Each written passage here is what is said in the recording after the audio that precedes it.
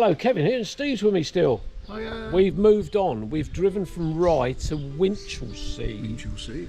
And it took us a whole 8 minutes. Shocking. Anyway, we're by this church. We've got no idea about any information about Winchelsea at all, or the name of this church, but we will come back and have a look at this. We want to try and find the seafront. We want to have a look around Winchelsea. And of course, the first thing we've got here, just across the road, is the Winchelsea Story Museum, and it's open. But look at this old building. Isn't this fantastic? Look at that.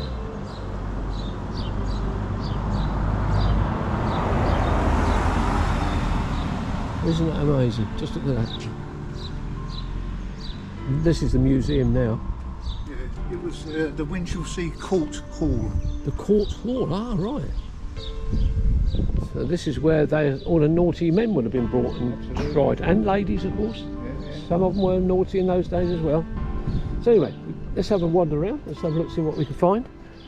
But the church does look rather fascinating because it looks as though it's half retained and half in ruin. And this end, which I'm assuming is the south side, I don't know, is all in ruin. But we'll have a look. We'll have a look a little bit later. Just across the road there, we've got that amazing old Citroen. Look at that. Oh, that's Steve's found the notice board that tells us exactly where we are, what we're doing. There we are. The parish church of St Thomas the Martyr. St Thomas of Canterbury, Winchelsea. Founded by King Edward I, circa 1290. Early decorated style, unique stonework in the chancel and side chapels. What's that? Allard tombs, early 14th century memorial windows by Douglas Strachan, 1929. So we'll have a look at that in a minute.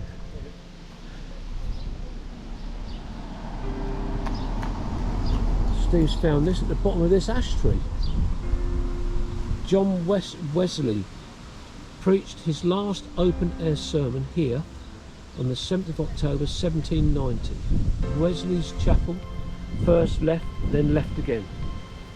So that must be down that road there. Yeah. Steve was just saying that about Winchelsea, their road system is done in a grid. It's a grid system, and you can see, look at that. And where was the other place, you said? Milton Keynes. Milton Keynes. So it's a grid system. Oh, I've never heard of that being done before. So Steve and I have decided we're going to go into the church first and have a look round here, then we're going to head down to the beach, to the coast. But there is another particular reason why we've come into this Winchelsea. We were going to do Winchelsea anyway, but there is a particular person buried here and we want to find his grave. So here we are. This is it. This is the ruin of St Thomas. And this is the,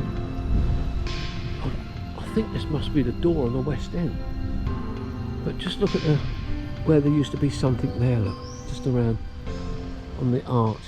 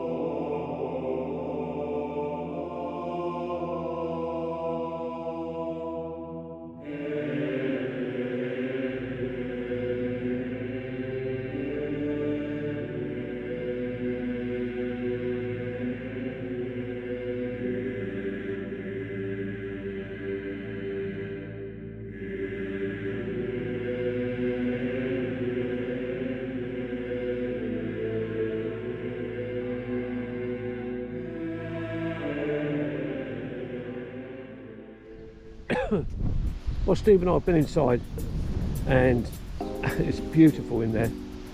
But this is a look. Just look at this well-trodden footpath, and it leads us straight to the grave of the person that we know is buried here, and that is the grave of the absolutely brilliant Spike Milligan, Terence Allen Milligan, 1918 to 2002. There we go.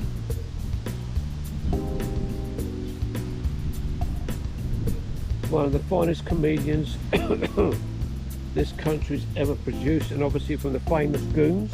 Yep. With Harry Secombe, Peter Sellers, Michael Benteen. Yeah, absolutely incredible. Wonderful. It doesn't say on there, does it, what his famous phrase, which was, "I told you I was ill." I told you I was ill, that's what he did, yeah. I thought it was written on the gravestone, Yeah. but I can't see it. Well, it says there he was, in fact I've got a job to read that, he was a comedian.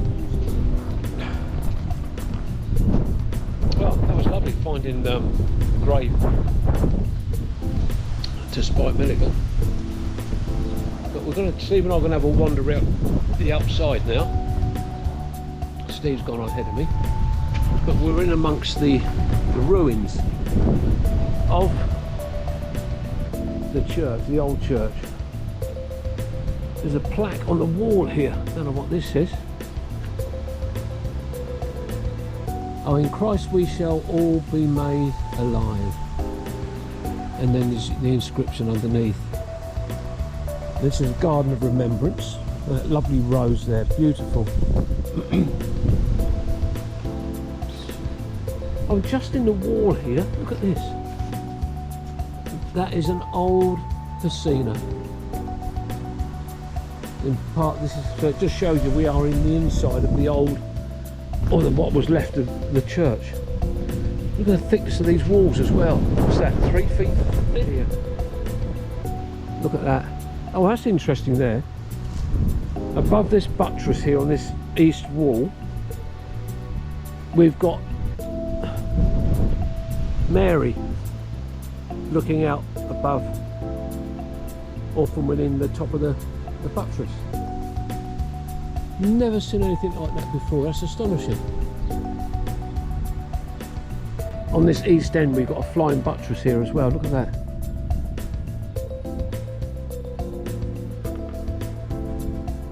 Here we are now, back onto the north side of the church. We've even got plaques, brass plaques on the wall there, and a rather magnificent clock on the north end of the, well, you can't even call that a tower because there's barely anything of it.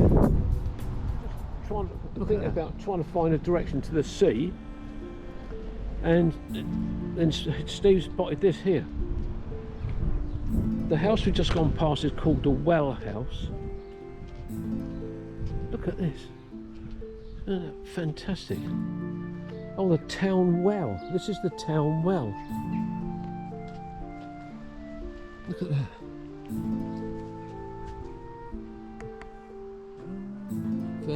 Fairly new stone been put in there, saying the town well. 1851 this was here.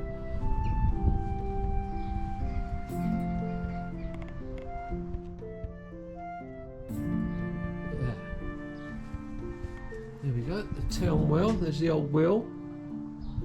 And I used to pump up through there, through that little spout. Yeah, probably the original railings that were here. Try and get a photograph of these signs. Notice it is hereby given that this well is not to be closed at 7 o'clock in the evening. I'll start that again. Notice is hereby given that this well is to be closed at 7 p.m, 7 o'clock in the evening, and opening at 6 o'clock in the morning, and to be closed all day on the Sabbath. Anyway, let's have a look at this. It's called the Strand Gate. There we go. The Strand Gate is one of 3 surviving medieval gates of Winchelsea, built in the circa 1300s. Shortly after the building of the new Winchelsea, it stands at the top of the Strand Hill, following a steep climb from the former harbour at the bottom. In its day, the harbour was bustling with commercial and military shipping, bringing goods to the important trading port of Winchelsea and providing troop transport to the King's soldiers. Steve and I have left Winchelsea and we've come to the seaside. And what we were expecting is not what we've got. We expected to see some arcades, shops, thousands and thousands of people. But let me show you what Steve and I can see.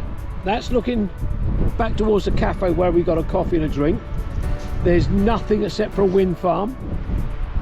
And if I turn the camera around the other way, there is it's absolutely nothing. And there's only one person on the beach. And there he is down there. Now he's got the front end. Well, we've got a bit of information for you. There's another guy just heading down onto the beach. And what they're looking for, we're sure he called them yellowtails, and they are lugworms.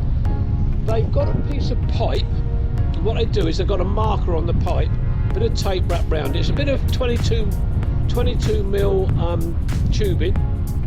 They plunge it into the sand down to where the tape is on the pipe, and then they've got like a handle that they pull up, and it will suck the worms, the lugworms, up out of the sand. They use them for fishing, but he's hoping to get about 200 worms. So he said the tide's going out, and that's why they're here now. Anyway, Steve and I, I'll put that down on the ground just for now.